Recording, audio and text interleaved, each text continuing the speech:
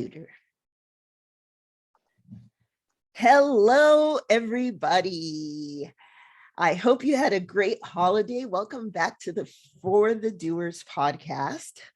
I'm Seda, your host, and I am here today again with Janice Satoyama. My what's the thing that you call your person that props you up?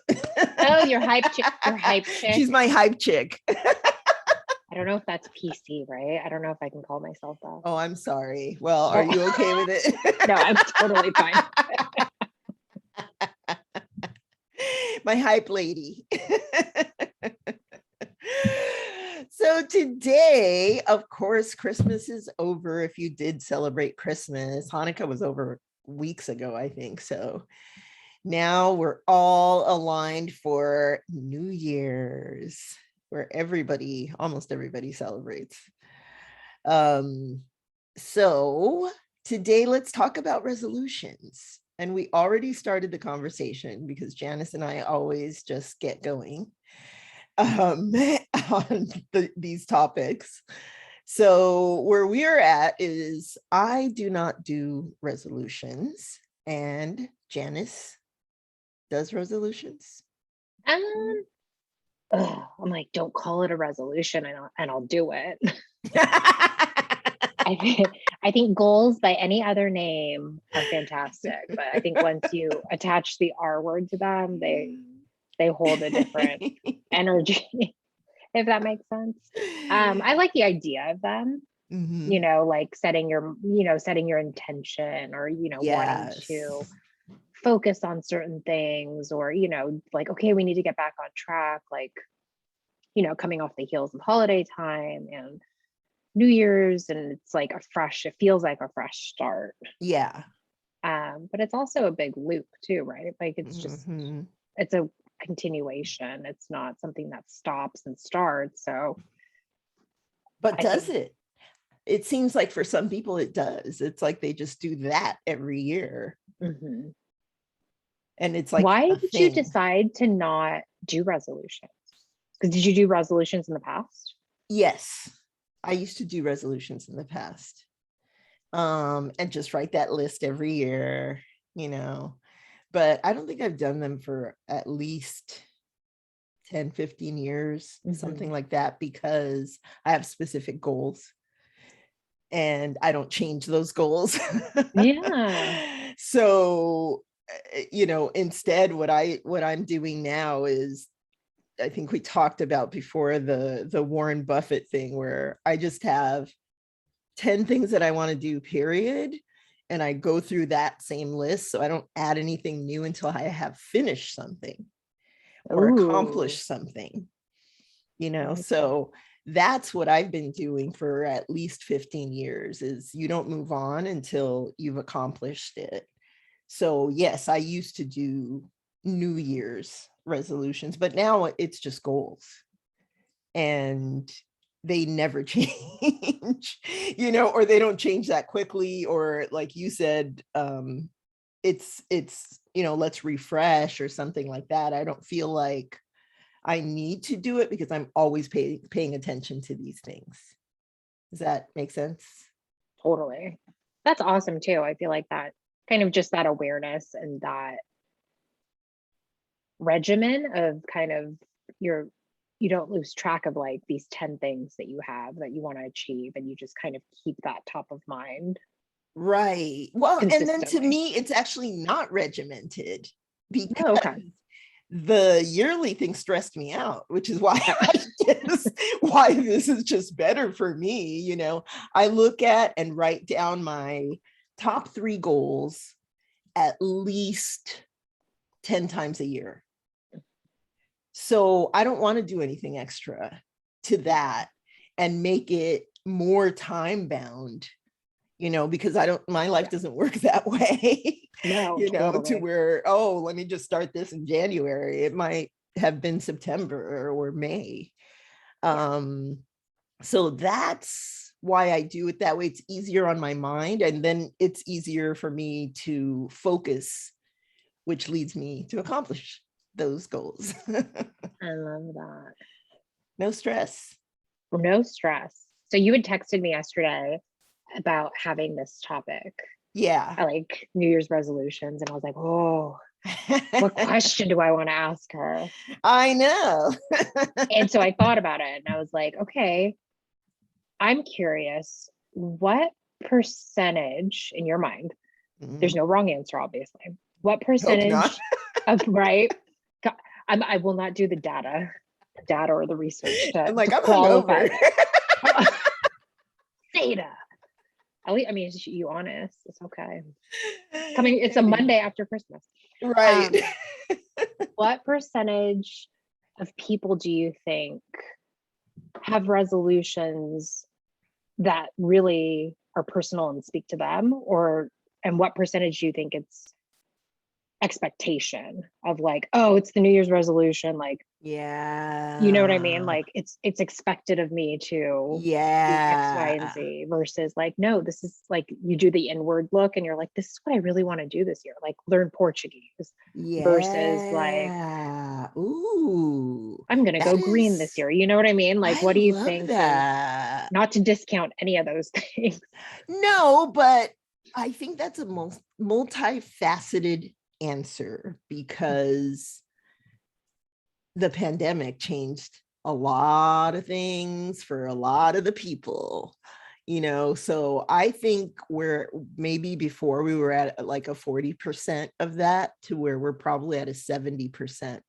That's why people aren't going back to certain jobs or certain industries, and starting their own business and doing all the things because they have had time to think. When you're busy, you don't have time to think. And deep you do, obviously, but you're thinking about everything that you're doing. But taking away that piece from a lot of our minds, then you're just so much more introspective and say, am I happy with this? Because you have the time.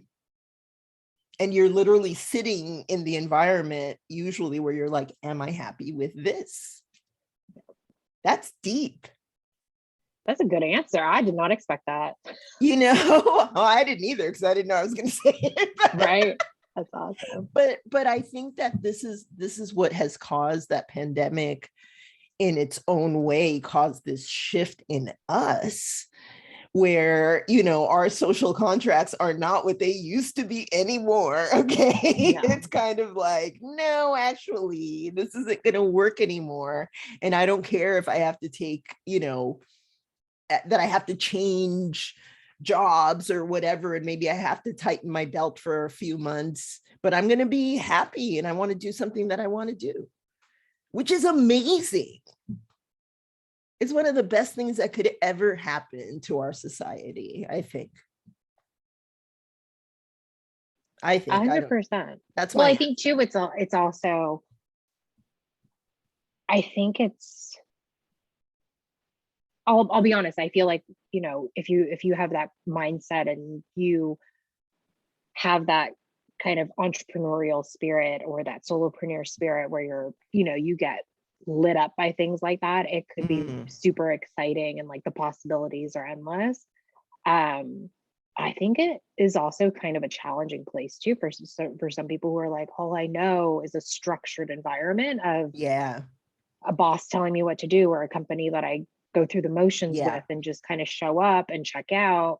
Like, I think that time to reflect a little bit and what really brings value or what makes me happy, like those conversations are a little bit more hard to chip away with. Yes. I mean, that's why we're here. Right. But for me, this is what came out of it, is really looking at myself and saying, what is going to make you happy? What makes you fulfilled? Because I've been on that track for a while I was still really busy and working, but took that time, and that's what it's all about. And that's what got me thinking about that, is our behaviors. I don't do resolutions because I know that what I have to change is my behavior. And that isn't something that I can just do once a year. This is just who it has to become who I am. Period. You know, I keep talking, well, not, I haven't talked about it for a while, how I'm getting back in shape and working on losing weight. I have never weighed this much in my life. And but I want it to be a lifestyle change. You know, I want it to just be who I am, because I think that's why the weight loss industry does so well, because, you know, you're like, okay, I'm going to start this at the beginning of the year. It's almost like you're setting yourself up to fail. You know, if you're just looking at it as this finite time that you're going to do this, and what happens when you go back to whatever your normal is, then you're going to be in this cycle. So 100%. That's what I'm saying. It's like, it's changing your behaviors, just like you're thinking. I think that's like the next step, you know, and the next focus after you say, okay, I'm going to change my life. You have to start small and just start with, like, you know, the things that you see are going to make a difference in your life. Like for me, getting back to that was becoming an herbalist, aromatherapist, because I love those things and I always got lost in it. So I'm like, yeah, let's get educated about it and really learn about it.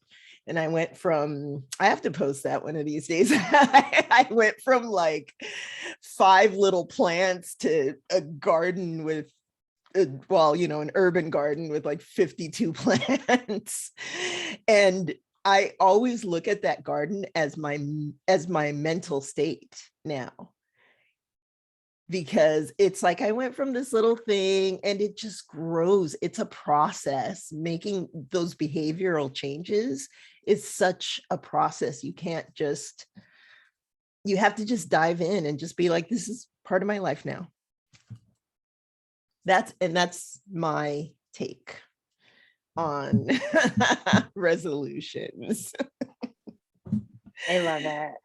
I don't know where I read it from, but there was this thing about how you can't like place your happiness in attaining something or achieving something. Like, okay, I'll be happy when I lose those 10 pounds. I'll be happy when I can buy that car, you know, because if you're not excited about that process leading up to it, it's not going to be kind of a sustainable trajectory or mindset. And I'm like, I love what you said about behavior, because it's true. It's like it's a shift in behavior.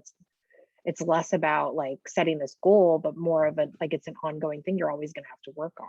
Right. And being realistic about that. Oh, that's the key word. You know, girl, I felt that too. I felt that too. Yeah. And which is a good thing too. I mean, sometimes it's like, you're like, oh, being realistic, but I think it's also a really, it provides a lot of freedom too. Because if you can be real with it and be honest and be like, all right, this is where I need help, or this is like something that I'm not comfortable with, like you can find solutions to solve those challenges. Yeah, by making choices. Because that's literally what it is. You're making choices, because we all know what we have to do. You know, I know what I need to do to lose weight. You know, there's a long time I didn't feel like it, because I knew exactly what I had to do. You know, I was not trying to work out 4 times a week and eat whatever the hell I want and have glasses of wine whenever I want. You know, but those are choices though. And you have to just sit there and be like, I don't have that many choices if I want to get this done. Actually, you know that the choices you have to make are not easy choices. And just be like, dang, I love eating, you know, whatever it is, as many times a week. I want my blueberry scones or something like that. Instead of eating a boiled egg or whatever it is you choose. But you get up every day and you have those choices. And all of those choices lead you to where you want to go. And that's what becomes behavior. So that's the answer from over here. So what are you thinking, Janice? Are you doing resolutions? I'm going to take it as a time to remind myself, like what, maybe habits that I had previously, not to say like beginning of the year or anything, but, habits that I had, like maybe journaling more, or, doing the meditation more frequently, or doing yoga. Because it's like all these things, like I do them and I'm like, why did I ever stop? And then kind of being more conscious about getting back into that space, because it feels so good, and it's nothing bad ever comes from it. So just that nudging reminder. Yeah.